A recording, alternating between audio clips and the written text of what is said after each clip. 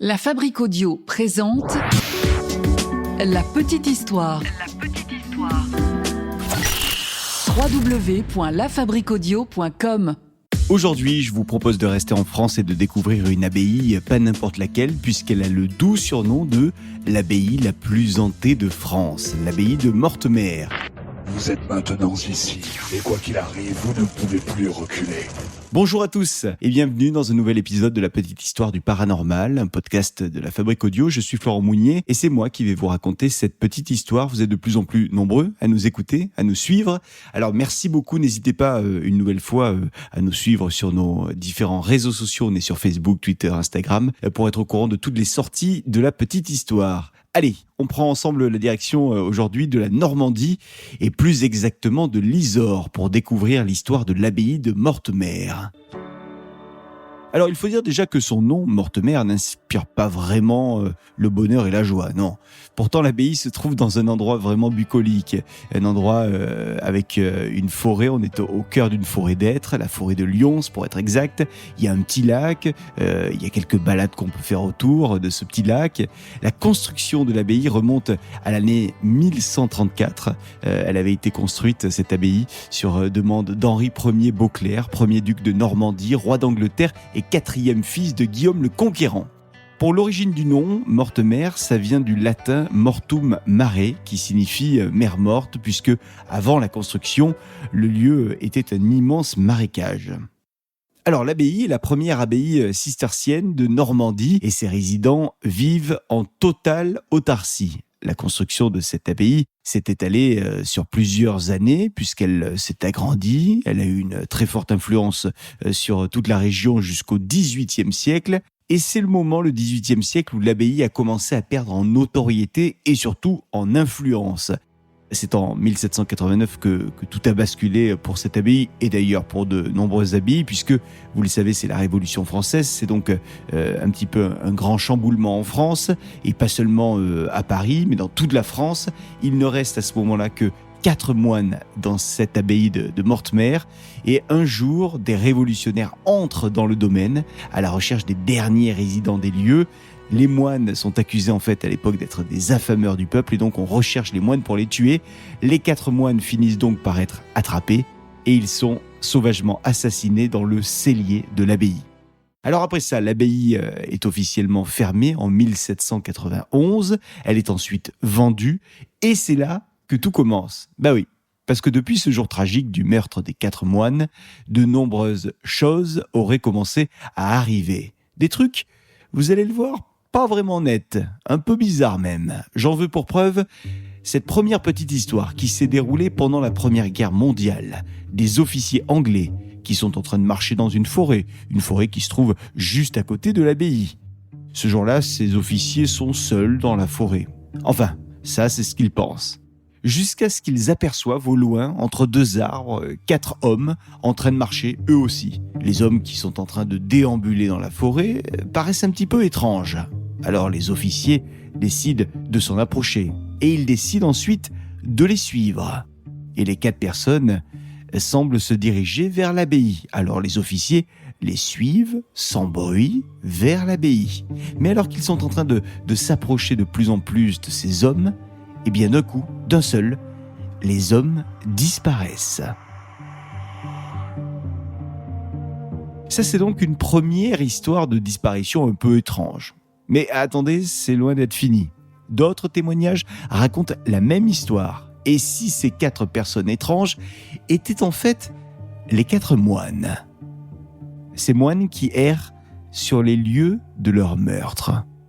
Ouais, c'est ce qu'on raconte. Bon, en tout cas, cette légende des moines fantômes n'est pas la seule légende qui existe autour de cette abbaye de Mortemer. C'est pas l'abbaye la plus hantée pour rien. Tiens, vous vous souvenez que dans un épisode précédent, je vous avais raconté la légende de la Dame Blanche. Et je vous avais dit d'ailleurs que la Dame Blanche, la légende, datait de bien avant l'histoire de la fameuse autostoppeuse qu'on voit dans un virage. Eh bien, sachez qu'ici, à Mortemer, une Dame Blanche serait présente. Et cette Dame Blanche serait en fait l'âme d'une certaine Mathilde. Mathilde l'emperesse. Alors elle, Mathilde l'Emperesse, c'est en fait Mathilde de Normandie. C'est la fille d'Henri Ier et la petite fille de Guillaume le Conquérant. Rien que ça. Alors la jeune femme était, semble-t-il, atteinte de folie. Et pour la guérir, en tout cas pour éviter de la montrer un petit peu trop au peuple, son père avait décidé de l'enfermer dans l'une des chambres de l'abbaye de Mortemer, la célèbre chambre rose. Elle y est restée dans cette chambre pendant plus de 5 ans.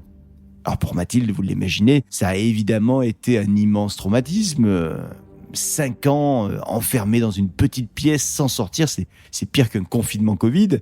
Toujours est-il que Mathilde se sentait extrêmement seule, à ce qu'on dit, et déprimée. Mais ça ne l'a pas empêchée d'avoir une vie très remplie, puisqu'elle a été impératrice du Saint-Empire romain germanique, comtesse d'Anjou, et puis également duchesse de Normandie, mariée 2 fois et mère du futur roi d'Henri II.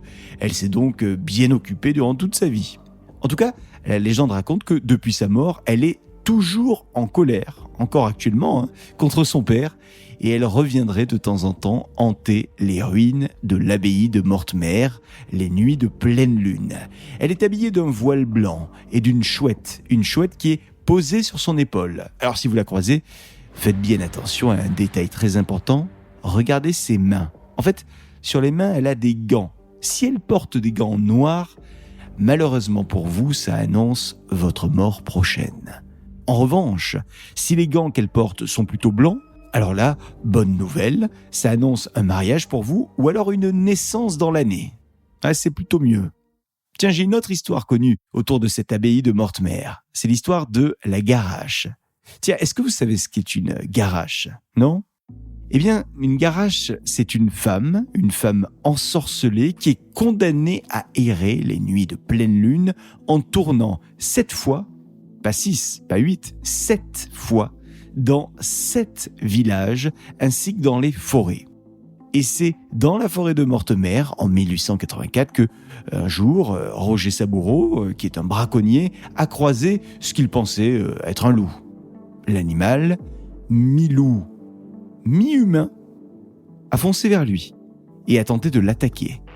Alors évidemment, Roger Saboureau a été effrayé et il a donc sorti son arme très rapidement et il a tué la bête, puis il s'est enfui. Le lendemain, Roger Saboureau, un petit peu par curiosité, est revenu sur les lieux. Et là, surprise quand il est arrivé, il a découvert une femme à l'endroit même où il avait tué la bête, une femme qui était morte et qui gisait dans une mare de sang. Alors, aucun doute pour lui, il s'agit bien d'une Garache. Enfin, en tout cas, c'est ce qu'il a raconté à tout le monde. Mais c'est la seule fois qu'on a signalé la présence de la Garache dans le secteur. Une autre légende autour de l'abbaye de Mortemer. Celle-ci mélange animal et paranormal. Il s'agit de la légende du chat Goublin. Le chat Goublin serait un lutin qui prendrait la forme d'un chat, un chat qui garderait un trésor, le trésor de Mortemer. Alors la légende raconte que si le chat vient à toi, il te faut rester éveillé le plus longtemps possible afin que le trésor apparaisse. Mais ne t'emballe pas, le trésor n'a jamais été trouvé parce que, ouais, ça je ne voulais pas préciser, mais ce fameux trésor serait maudit. Eh oui, sinon c'est trop simple. Le trésor serait maudit peut-être par les moines qui se sont fait assassiner, souvenez-vous. Et donc, il semble que quiconque trouve le trésor serait voué à mourir ensuite dans d'atroces souffrances. Allez, laissez-moi vous raconter une autre légende autour de l'abbaye de Mortemer. Celle-ci est une légende un petit peu plus sympathique. C'est la légende de la fontaine des célibataires. À l'intérieur de l'abbaye de Mortemer se trouve donc un lavabo du XIIe siècle. Un joli lavabo dans lequel les moines se lavaient à l'époque le visage, les mains, mais aussi les pieds avant d'aller prendre leur repas. Ce lavabo s'est ensuite transformé en une fontaine. Il s'agit de la fontaine Sainte-Catherine. Et de cette fontaine, y jaillit une eau aux vertus magiques, dit-on. Et alors des jeunes femmes viennent encore de nos jours jusqu'à cette fameuse fontaine pour y jeter une épingle à cheveux ou même, de temps en temps, une pièce d'or afin de trouver un mari dans l'année. Ça, c'est le vœu qu'elles souhaitent voir s'exaucer.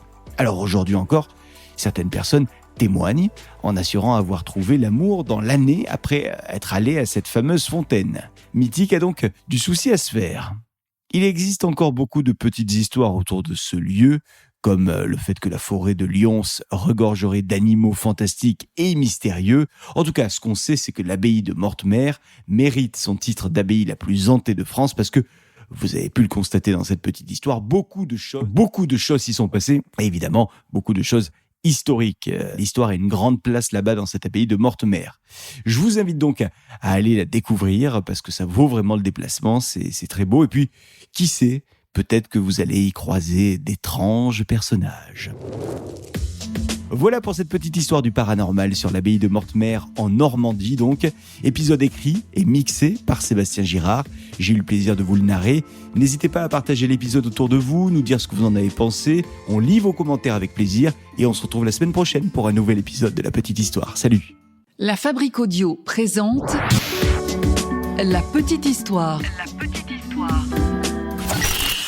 Vous souhaitez devenir sponsor de ce podcast ? Contact @lafabriqueaudio.com.